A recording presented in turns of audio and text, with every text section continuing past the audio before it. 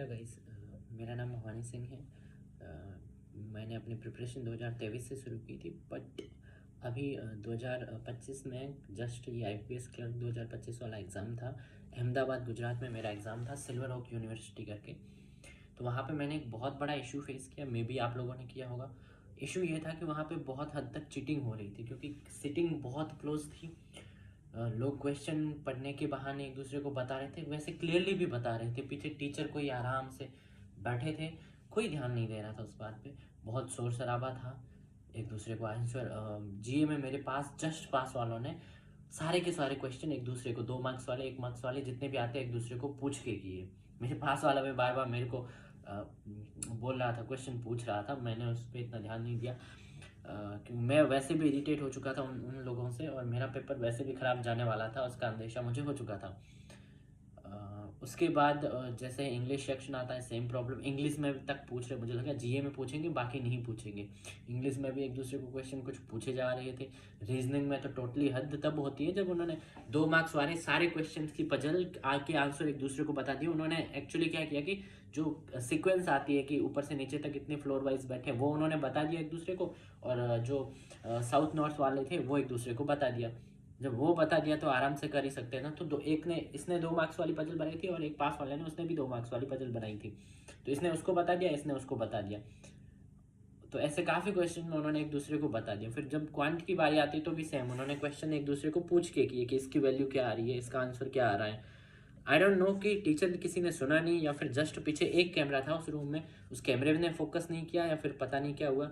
मुझे ये बहुत बड़ा इशू लगा, क्योंकि ऐसे एग्ज़ाम सीरियस बच्चों के साथ बहुत प्रॉब्लम होती है, क्योंकि वो फेक नकल करके यार आगे जा रहे हैं।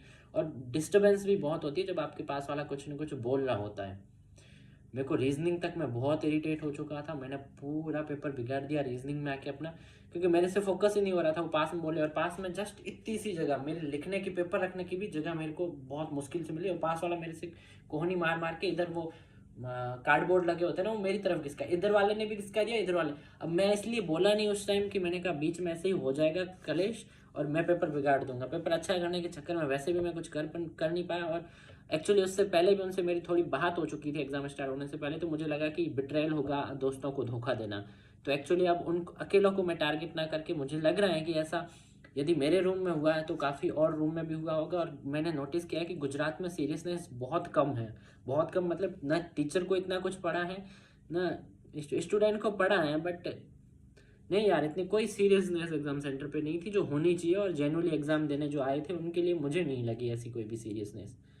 तो यही इशू है, यदि आप लोगों ने फेस किया है तो मे बी आप इसको अपना कमेंट वहाँ पे इसमें कर सकते हो, या फिर किसी और टीचर को जिसको आप जानते हो ये आपकी आवाज़ उठा सकता है तो उससे बात कर सकते हो। मुझे हद से ज़्यादा बुरा लगा, क्योंकि फिर जो पढ़े हुए इन स्टूडेंट्स होते हैं, जो सिंसियर स्टूडेंट होते हैं, उनके साथ ये बहुत बड़ी चीटिंग हो जाती है। फिर आपका नंबर नहीं। और ऐसा मैंने एक यूट्यूब पे कोई कमेंट पढ़ा था, किसी और के चैनल पे था, तो उसने बोला कि सर मेरे को 16 से 18 लोग बाद में आए थे, वो मेरे को बहुत सस्पिशियस लग रहे थे, उनकी जो उन्होंने पेपर किया उसके हिसाब से, या ऐसा कुछ कमेंट था। तो मुझे थोड़ा सा गड़बड़ लगा गुजरात साइड से, बाकी साइड का मुझे नहीं पता। मेरा था आई थिंक उसका सूरत था सेंटर, या कौन सा था मुझे इतना याद नहीं, बट ये हो गया भाई। मेरा इसमें ब्लंडर क्या हुआ फिर पता है, जब मैं जीए में वैसे भी इरिटेट हो चुका था, इंग्लिश फोकस रखना होता है, पढ़ना होता है, तो इंग्लिश फिर भी मैंने काम माइंड किया। पर जैसे ही रीजनिंग में उन्होंने वापस ये सब करना शुरू किया ना, इतना इरिटेट हो गया, मैं फोकस ही नहीं कर पा रहा अपनी पजल्स पे, मैं फोकस ही नहीं कर पा रहा था इनपुट आउट पे। मैं पहली लाइन का निकाल रहा हूँ, दूसरी लाइन का आंसर निकाल रहा हूँ कि क्या इसमें हो रहा है, तीसरी लाइन का जैसे निकाल जाऊँ वही पास में आवाज। मैं इतना इरिटेट हूँ, मैं उसको छोड़ ही दिया। मैं क्या 1 मार्क्स के ही करते हैं, जाओ भाड़ में जाने दो, क्योंकि फोकस तो हो नहीं रहा। तो मेरे पे इफेक्ट उसका काफ़ी हुआ, और काफ़ी स्टूडेंट पे कट ऑफ पे भी इसका इफेक्ट होगा, क्योंकि मैंने देखा कि रूम में बाकी जगह भी आवाज़ आ रही थी और कोई टीचर उनको कुछ नहीं बोल रहा था। और स्टूडेंट भी काफ़ी ऐसे तो टीचर को बहुत हल्के में ले रहे थे। सर कॉपी देना, एक बंदा मारवाड़ी में बोल रहा था, सर एक्स्ट्रा कॉपी दिया तो, ऐसा कुछ बोल रहा था। मेरे को इतना irritate, teacher was keep saying कि अपना हाथ रेज करो यदि आपको एक्स्ट्रा कॉपी चाहिए, बट नहीं, स्टूडेंट 5-6 बार उसने बोला, 5-6 बार स्टूडेंट चिल्ला चिल्ला के sir copy sir copy sir extra, यही हो रहा था सीन। तो ना तो बेचारा टीचर को कोई सीरियस ले रहा है, ना ही सेंटर का कुछ सीरियसनेस था, क्योंकि इतना क्लोजनेस आप नहीं रख सकते। अब थोड़ा स्पेस दो ताकि पास वाले आराम से बैठ सके, आराम से कर सके। जब पास वाला आप पढ़ते पढ़ते उसको सुना सकते हो तो फिर होगी चीटिंग। मैं मान लो पढ़ रहा हूँ कि इसका आंसर निर्मला सीतारमण है, तो पास वाला सुन नहीं लेगा ना,